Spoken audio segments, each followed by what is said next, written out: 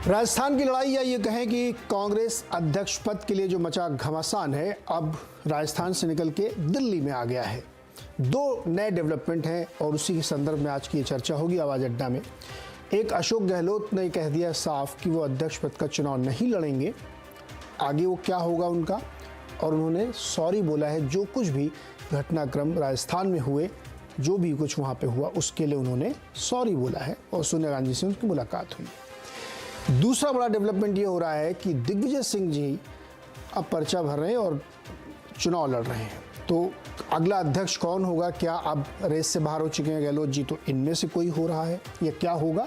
लेकिन उससे बड़ा सवाल है कि गहलोत जी का क्या होगा और गहलोत जी ने क्या अपना मिशन एकम्प्लिश कर लिया है जो वो चाहते थे। आप लोगों को याद हो तो तनोत माता के मंदिर के बाहर जो उन्होंने बाइट दी थी उसमें उन्होंने कहा था कि वो तो लड़ना ही नहीं चाहते चुनाव, वो हर समय अंतिम दिन तक वो राजस्थान में ही रहना चाहते, भले ही किस पे पद में रहें।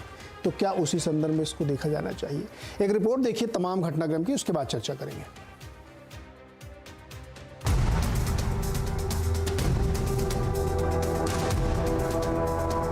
राजस्थान की लड़ाई अब दिल्ली दरबार में पहुंच गई है। विधायकों की बगावत के बाद मामला कांग्रेस आलाकमान के पाले में पहुंच गया है। पर्यवेक्षकों की रिपोर्ट के बाद अशोक गहलोत ने दिल्ली में सोनिया गांधी से मुलाकात की और राजस्थान में हुए घटनाक्रम पर माफी मांगी। इसी के साथ गहलोत कांग्रेस अध्यक्ष पद की रेस से भी बाहर हो गए हैं। पूरे देश में मैसेज चला गया जैसे मैं मुख्यमंत्री बना रहना चाहता हूँ, इसलिए सब कुछ हो रहा है। मैंने सोनिया जी से भी सॉरी फील किया है, माफी मांगी है। तो मैंने तय किया है अब मैं इस माहौल के अंदर चुनाव नहीं लड़ूंगा। हालांकि गहलोत राजस्थान के सीएम बने रहेंगे या फिर उनकी कुर्सी जाएगी, इस पर फैसला सोनिया गांधी को करना है। The decision of Chief Minister of Rajasthan will be decided by the Congress President within 1 or 2 days. That's all. लेकिन इस पूरी घटना से कांग्रेस की कलह खत्म नहीं हुई है। गुटों में बटे नेता गहलोत की अब भी आलोचना कर रहे हैं। कई लोग प्रयोग कर रहे हैं, हम गद्दार हैं, हम असंसदीय भाषा का प्रयोग वो लोग हमारे खिलाफ कर रहे हैं। मैं समझता हूँ कि इससे बुरी बात कोई हो नहीं सकती और जो कहने वाले स्वयं अपने गुरबान में जाके देखें। ये बहुत दुर्भाग्यपूर्ण है कि लोग सत्ता का सुख छोड़ना नहीं चाहते हैं। देखिए, पार्टी की वजह से कोई भी बड़ा नेता है वो पार्टी की वजह से। जयपुर का ड्रामा जिस अध्यक्ष चुनाव को लेकर निकला उस पर सस्पेंस अभी बना हुआ है। गहलोत के आउट होने के बाद दिग्विजय सिंह की एंट्री हो गई है। उन्होंने नामांकन भरने की तैयारी कर ली है। मैं आज अपना नामांकन फॉर्म लेने आया हूं और संभवतः कल भरूंगा। दिग्विजय को गांधी परिवार का आशीर्वाद है, लेकिन मैदान में शशि थरूर अब भी जमे हुए हैं। G23 के नुमाइंदे थरूर की लड़ाई रस्मी रह जाएगी, लेकिन सवाल ये है कि क्या राजस्थान की कलह ने अध्यक्ष चुनाव के महत्व को कम कर दिया। फोकस अंदरूनी कलह से हुई जगहंसाई पर ज्यादा हो गया। क्या राजस्थान का संग्राम खत्म हो गया है या चुनाव के बाद वहां कुछ और एक्शन देखने को मिलेगा। और सबसे बड़ा सवाल, क्या 24 साल बाद कांग्रेस को गांधी परिवार के बाहर दिग्विजय सिंह के रूप में नया अध्यक्ष मिलेगा। तो बड़ा सवाल यही है कि अध्यक्ष कौन होगा और राजस्थान के घटनाक्रम की विवेचना जरूरी है, क्योंकि अभी भी आप देखिए अलग अलग तरीके के व्यूज़ रखे जा रहे हैं। हमारे साथ जो मेहमान हैं आज के, उनसे आपको मैं परिचय करा देता हूँ। वरिष्ठ पत्रकार राम कृपाल सिंह जी हमारे साथ हैं, वरिष्ठ पत्रकार विनोद अग्निहोत्री जी भी हमारे साथ हैं और इसके साथ ही वरिष्ठ पत्रकार प्रेम कुमार जी हैं। सत्य हिंदी के फाउंडर और बहुत ही सीनियर जर्नलिस्ट आशुतोष जी और साथ ही मेरे मित्र विश्लेषक कार्तिकेय बत्रा अमेरिका से हमारे साथ जुड़ रहे हैं। बहुत बहुत स्वागत है आप सभी लोगों का इस खास चर्चा में। इस जो रिपोर्ट में तो आपने देख ही लिया होगा अब तक कि क्या घटनाक्रम है। तो दो महत्वपूर्ण सवाल है जिस पर हम लोग थोड़ा समझना चाहते हैं, चर्चा करना चाहते हैं कि रामकृपाल जी, गहलोत जी का मिशन एकम्प्लिश हो गया। देखिए, मुझे तो लग रहा है मतलब कि गहलोत जी जो चाहते थे हुआ वही है। मुझे पहले ही दिन से ऐसा लग रहा था कि गहलोत जी कांग्रेस अध्यक्ष नहीं बनना चाहते। कहीं न कहीं उसका कोई न कोई एक रूप मुझे लग रहा था कि अगर वो बनते भी तो ये जानते हुए कि कांग्रेस का अध्यक्ष बनना कोई महत्वपूर्ण नहीं है, ये कोई घटना नहीं है। कांग्रेस का अध्यक्ष वही बनेगा और वही रह पाएगा जो गांधी परिवार का करीबी होगा, गांधी परिवार की बात मानेगा, इसमें कोई दो राय नहीं। तो ये जो अध्यक्ष बनने की ललक मुझे तो नहीं लगती है कहीं से भी किसी में रही हो कि वो बन जाए।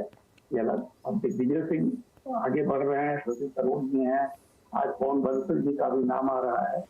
तो एक बात तो साफ हो गई कि गहलोत जी इससे बाहर हो चुके हैं। और मुझे ऐसा कहीं न कहीं लगता है कि गहलोत जी कोई बहुत बड़ी इच्छा उनकी नहीं थी कांग्रेस का अध्यक्ष बनने की। रही कि अब आगे क्या होगा, कितना है सही, अभी तो परिस्थितियां, अभी तो बहुत कुछ होना बाकी है। अगर राजस्थान में सत्ता परिवर्तन होता है और वाकई अगर सचिन पायलट को कुर्सी मिलती है और गहलोत जी सहयोग करते हैं, मेरे लिए तब ये एक सुखद आश्चर्य होगा। हालांकि अभी इस मामले में मैं कुछ भी कहने से बचूंगा। कुछ भी कहने से बचेंगे। प्रेम कुमार जी, गहलोत जी का निशाने पे तीर लगा है। मैंने कहा ना कि सबसे पहले ही उनकी वो बाइट याद करी जब वो तनोत माता मंदिर के बाहर से उन्होंने कहा था कि वो तो बनना ही नहीं चाहते अध्यक्ष, वो राजस्थान की सेवा करना चाहते हैं, यही रहना चाहते हैं। तो उन्होंने अपना इरादा पहले ही साफ कर दिया था। अब मैं इसको एक कॉन्स्पिरेसी थ्योरी की तरह क्वेश्चन में फ्रेम कर दूं, इतना पूरा कुछ ड्रामा हुआ और उनका मुद्दा सेट हो गया कि उन्होंने नाम भी विड्रॉ कर लिया, सॉरी बोल दिया, काम खत्म, अब मैं इधर ही रहूंगा, यही है। जी जी, मान लीजिए थोड़ी देर के लिए कि जो वो चाहते थे वही हुआ। हाँ। लेकिन किस कीमत पर हुआ? हाँ। जो उनकी सबसे बड़ी निष्ठा रही गांधी परिवार के साथ, उसमें अविश्वास पैदा हुआ, उस कीमत पर हुआ। इस कीमत पर हुआ कि उन्होंने दिखाया कि मेरे कमांड में एक भी एमएलए नहीं है। उस कीमत पर हुआ कि वो उनको माफी मांगनी पड़ी। अब इतनी जिल्लत जहालत के बाद अब वो इस पद पर बने भी रह सकते हैं, तो कितने लंबे समय तक बने रह सकते हैं, ये भी एक बड़ा सवाल है। और इससे बड़ा सवाल है कि आगे वो क्या चुनाव में पार्टी का चेहरा रह पाएंगे। तो इतनी कीमत चुका देने के बाद अगर वो अचीवमेंट पा रहे हैं, तो मुझे लगता है उन्होंने बहुत बड़ा लूजर है। वो पार्टी अध्यक्ष पद नहीं मिलना एक तो बड़ी घटना है, और दूसरा है कि पूरा विश्वास उन्होंने खो दिया है। सिर्फ आलाकमान नहीं, पूरे कांग्रेस पार्टी में अविश्वसनीय बनकर के सामने उतरे हैं। इस हिसाब से हम देखें तो वो बहुत बड़े लूजर है। हाँ, आप पॉलिटिकली हम लोग चर्चा करें तो कहें कि वो जो चाहते थे वो हो गया, वो विनर है, लेकिन विनर नहीं है। कांग्रेस पार्टी का आलाकमान आज भी बाइंडिंग फैक्टर के रूप में अपने आप को एस्टैब्लिश करते हुए दिख रहा है। पूरी पार्टी वहीं से संकट मोचन वाली स्थिति को खोज रहा है और आखिर वहीं पर आकर के माफी भी मांगी होती है, वहीं से सॉल्यूशन भी निकलता है। पूरे तौर पर मैं थोड़ा संक्षेप में अगर एक लाइन में बोलूं तो ये पूरी जो चुनाव की अहमियत होती है इलेक्शन की, इलेक्शन पूरे डेमोक्रेसी को जिंदा कर देता है, चाहे आम चुनाव हो, स्थानीय चुनाव, किसी भी किस्म का चुनाव। और कांग्रेस पार्टी के भीतर भी जो चुनाव हो रहा है, कांग्रेस पार्टी नए सिरे से जिंदा होकर के खड़ी दिख रही है, जो पीछे समय में, लंबे समय में नहीं दिखी थी। जी प्रेम कुमार जी, क्या सच्ची मुच्ची वाली माफी मांगी थी उन्होंने? देखिए, माफी तो माफी होती है। अब सच नहीं मांगी, ये बात कहने के लिए उतनी ही मशक्कत नहीं पड़ेगी जितना ये बोलने के लिए कि सचमुच की माफी मांगी। तो कुल मिलाकर के माफी मांगी ये सबके सामने है।